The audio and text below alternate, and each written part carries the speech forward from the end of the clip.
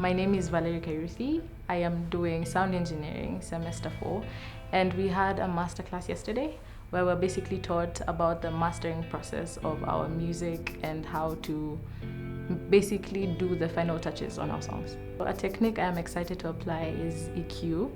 So EQing is basically adding or reducing or cutting frequencies that you don't want in your mix or in your sounds.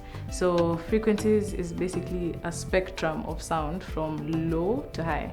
So if you don't want the highs, you can cut them. If you want them, you add them basically. So there are very many techniques you can use with that, and I'm very excited to apply that. Experience at ADMI has prepared me for the future by exposing me. No, I don't mean like that. It has exposed me to the industry, to professionals. We are so grateful that we work with people who are out there. So they have insight, they tell us how the ground is, and basically teach us the ropes of what it will be like out there. So it has exposed me to all that, which has given me better understanding of what I will face.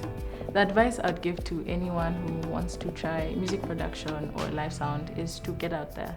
Get your hands dirty, do what you can. It doesn't matter how small, how big, just start.